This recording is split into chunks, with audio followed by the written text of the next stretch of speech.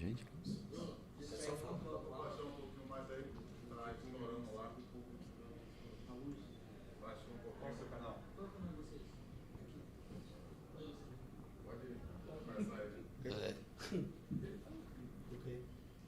Lá, celular silencioso, por favor, vamos lá.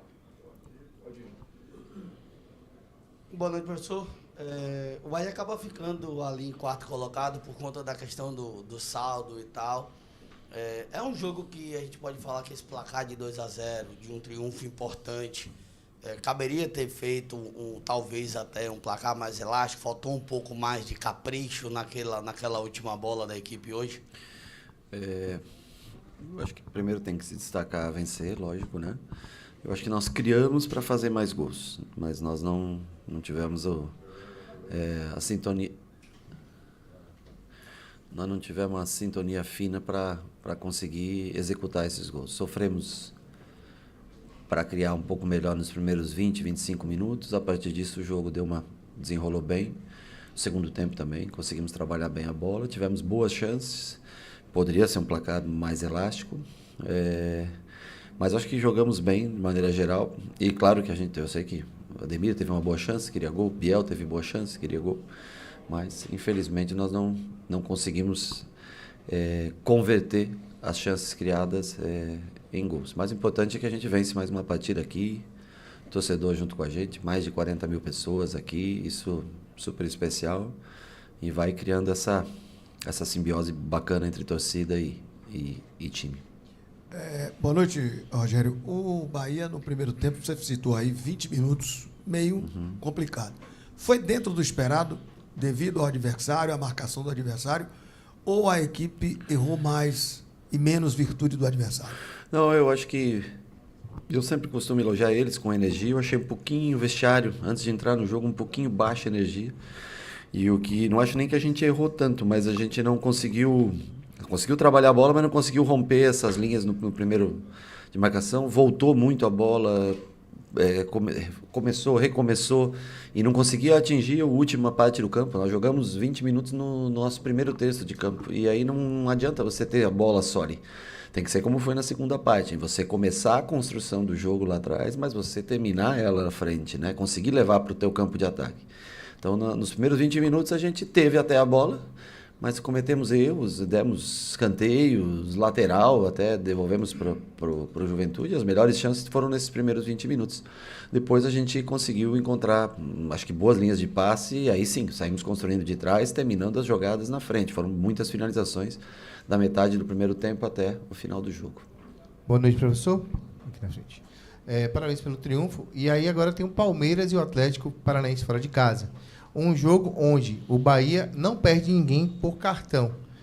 Qual a estratégia que o senhor pretende montar para esse jogo contra o Palmeiras, que é um jogo muito forte, contra uma equipe muito forte, que vale a briga pela ponta da tabela?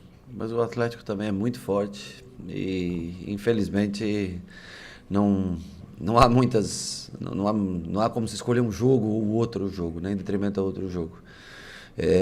Hoje eu não posso nem te falar nada, mas no sábado de manhã, quando a gente treinar, a gente vai tentar ter uma noção do que fazer ou recuperar melhor ainda esses jogadores, né? E ter uma análise da fisiologia, né? Às vezes a gente estica um pouco mais com algum jogador ou outro do que pode, mas tudo tentando estar no limite, né? da parte fisiológica. Vamos analisar. Hoje, para mim, gostaria, mas impossível te responder sobre isso. Nós só vamos traçar uma estratégia de quem vai jogar a partir do sábado mesmo, quando eles estiverem aí mais 36 horas, daqui 36 horas. O que eu sei é que dia 4... Hoje é 4? Hoje é dia 4, né? 4, 7, 10 e 13 é muito difícil você jogar, vai ser muito difícil, mas as escolhas que forem feitas, nós temos que se virar para tentar resultados melhores fora de casa. São 2 jogos extremamente complicados, extremamente difíceis. Vamos analisar no sábado só como está a recuperação de cada jogador. Boa noite, Rogério. Parabéns pelo triunfo. Eu fiz o jogo hoje da arquibancada e no momento que você chamou o Rezende, eu observava a forma que você vibrou com ele, a forma que você incentivou ele para que ele entrasse confiante, para que ele pudesse fazer, para além, tecnicamente, do que você espera, também em vibração, em entrega, em dinâmica. O termômetro para o torcedor é o treinador vibrante, é o clube que mostra dentro do campo que está empenhado. O quanto para você, Rogério, enquanto comandante desse barco inteiro, é importante ter esse vínculo com o atleta para que todo esse vínculo entre você e a equipe possa contagiar o torcedor para ir junto até o final? Para mim, primeiro que a importância, a grande importância, quem tem são os atletas. Eles que executam tudo. A gente planeja, a gente desenvolve uma saída de jogo onde a gente vai ter um homem livre, onde a gente vai ter as probabilidades, mas são eles que executam dentro de campo. E o Rezende, eu sempre peço para ele, é um menino, adoro o Rezende, é fantástico. Mas uma expressão corporal melhor, tá entendendo? Que ele mostre, ele tem a capacidade, mas que ele acredite mais, cada vez mais nele, né? Ele é um jogador super importante pra gente e fazer a função que o Caio faz não é fácil, porque o Caio, para distribuir jogo, ele é diferente, ele é especial nesse sentido, né? O Rezende, claro, tem um poder maior de marcação, lógico, bola aérea, tudo, né? Mas é uma posição, então, assim, eu sempre no sentido de que ele entre confiante e firme e que tenha uma expressão corporal positiva, para que não... Ele é um pouco tímido, né, o Rezende, né?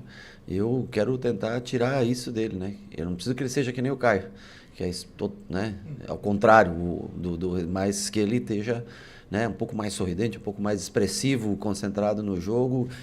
E a expressão corporal para receber, para passar, eu acho que para isso é o mais importante, porque é um jogador fora de série. O Rezende é muito bom jogador. Rogério, boa noite. Hoje o Everton Ribeiro deu mais uma assistência, né? A 11ª participação dele em gols na temporada de 2024. Já são números superiores, inclusive, a todo o ano de 2023, quando ele atuava pelo Flamengo. Queria que você falasse um pouco da importância dele para esse seu sistema e também ao que você atribui essa evolução dele de uma temporada para outra. Bom, primeiro que no Flamengo ele jogou muito pouco em 2023, jogou bem menos do que a média até 2022, quando ele formou aquele meio-campo com o Thiago Maia, João Gomes, ele e a Arrascaeta, que é um meio-campo desenhado muito parecido para esse ano. Segundo que ele é fora de série. Ele, para mim, da última década, ele é o jogador brasileiro mais influente dentro do futebol brasileiro. Dos últimos, de 2010 a 2020, ele é o jogador brasileiro mais influente dentro de campeonato brasileiro. O cara que conquistou títulos, 2 títulos pelo Cruzeiro, 2 títulos pelo Flamengo, e é um jogador diferente de tudo. Ele deu assistência para o gol, porque saiu o gol, mas ele deu mais uma ou duas também fantásticas que não saíram, que nós não finalizamos em gol. Para mim ele é diferente de tudo. Logicamente que a carreira dele vai sempre acompanhada ao condicionamento físico, né? Porque a parte técnica dele é absurda. E quando junta ele, Cauli, Caio, o próprio Jean, que já está um pouco cansado, e é notório isso para a gente, tá? Mas nós estamos tentando esticar o máximo que a gente pode. Mas o Everton é diferente de tudo. Ele é um dos caras mais especiais do futebol brasileiro. Estou falando de futebol brasileiro jogado, brasileiros que jogam no Brasil.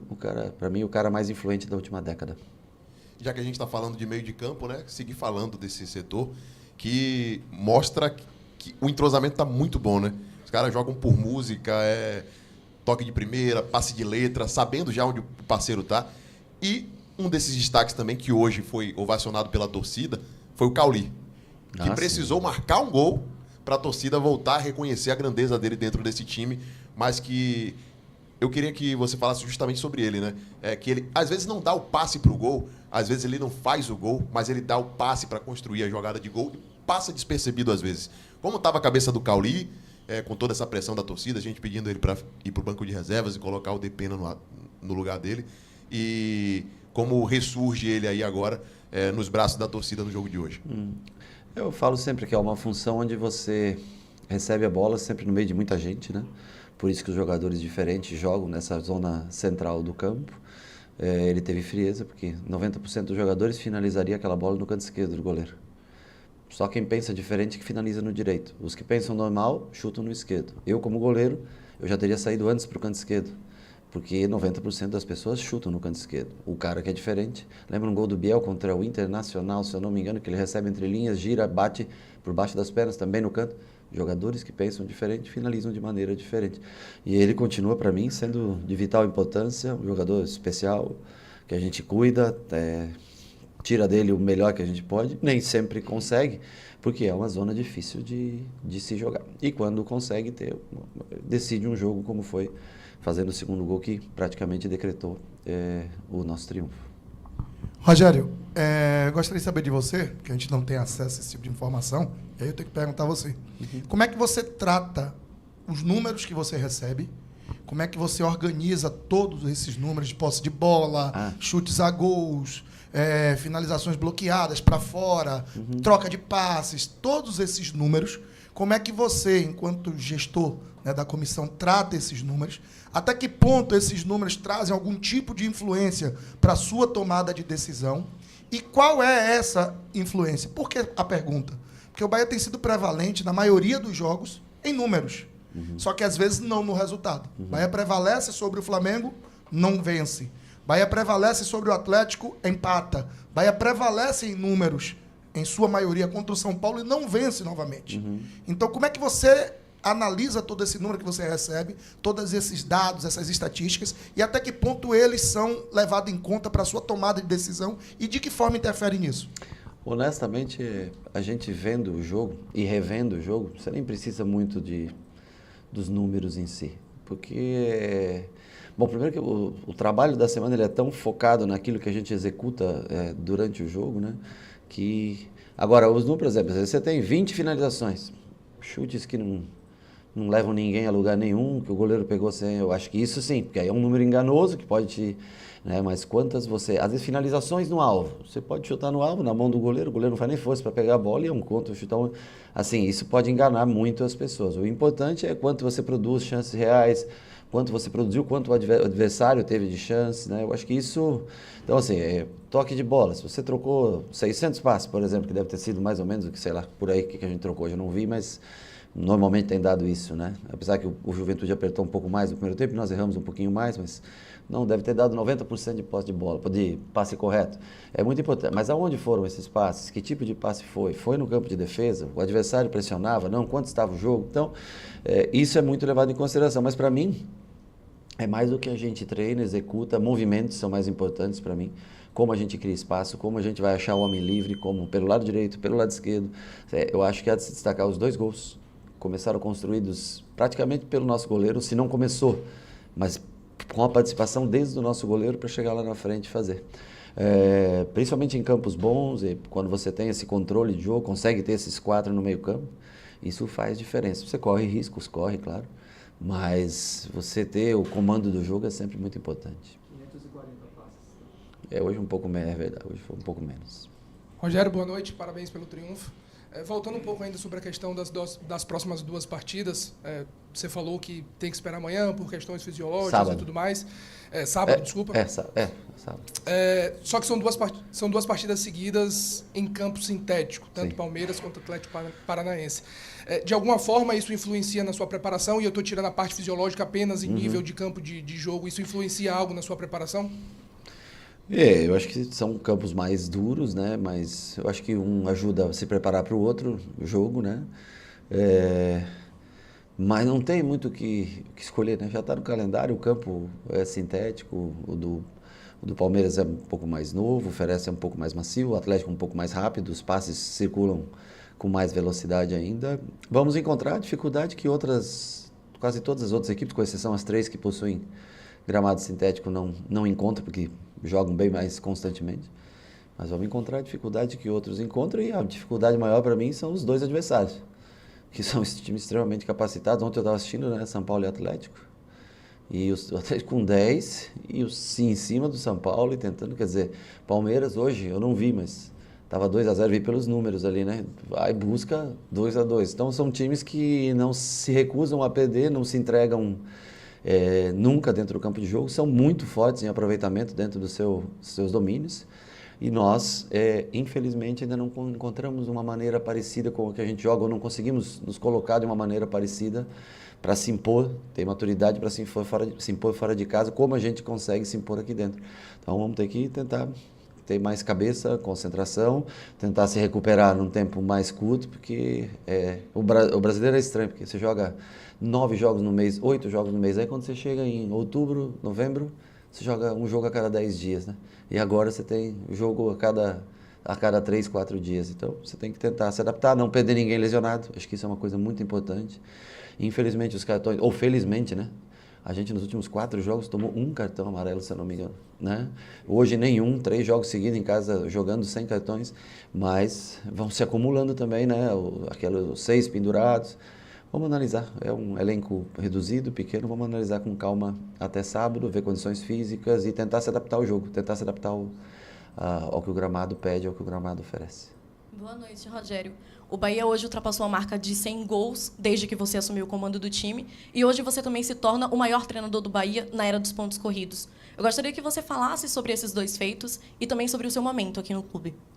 Bom, os gols eu fiquei sabendo. Até o menino estava aqui agora há pouco. Saiu, né? Eu vi ele. Ele me perguntou antes do jogo, eu não sabia que nós tínhamos 99 gols desde que eu cheguei até aqui. Eu acho que é um propósito que a gente tem, jogar em função do gol. Isso é uma característica dos nossos times, sempre quando a gente monta. A gente sempre sofre um pouco mais defensivamente, confesso a vocês, e sempre tem bastante êxito de maneira ofensiva. Então, eu fico contente, mas mais contente que isso não é o número de gols, e sim o número de triunfos que a gente tem conseguido. Eu acho que isso é muito importante. Foi o que sustentou a gente na primeira divisão. Foram aquelas 7 vitórias na Série A do ano passado. E o que nos mantém hoje ainda vivos no G4, esses 8 jogos que nós vencemos. Então, o fato de jogar sempre com o intuito de vencer, sempre com vocação muito ofensiva, eu acho que faz sempre ter um bom número de gols, né? E, às vezes, também tem jogos que causam algum desequilíbrio de maneira defensiva, que é algo que a gente tem a evoluir. Mas para um time que é técnico como o nosso, que tem um meio campo como o nosso, leve e que joga, até que os números defensivos não vêm sendo melhores do que, por exemplo, foi no ano passado. Fala sobre esse feito, agora de que você é o maior treinador. Mas por que eu sou o maior treinador? Você superou a marca de Roger Machado. São 30 jogos e 30 vitórias. Em pontos? Em pontos. Eu espero que seja um feito de aproveitamento, eu não sei. Eu espero que esse feito se resulte em algo muito bom no final do ano, que a gente possa ter. Eu falei para vocês que quando eu vim para cá que eu gostaria que esse ano fosse a melhor campanha do Bahia na história dos pontos corridos, né? Está sendo, mas eu gostaria que, se ela permanecesse no final do ano, a melhor campanha da história do Bahia dos pontos corridos. Eu acho que a gente vai sofrer, vai ter percalços, vão ter derrotas, vão existir derrotas, mas é o que eu espero poder entregar para o torcedor do Bahia, que ele continue com essa energia fantástica aqui. E aí sim, aí acho que pode ser feita uma avaliação melhor do trabalho do final. Mas que a gente consiga chegar numa posição legal no final do ano, bem diferente do que foi no ano passado, que não queremos mais viver nessa situação. Ok? Boa noite, gente.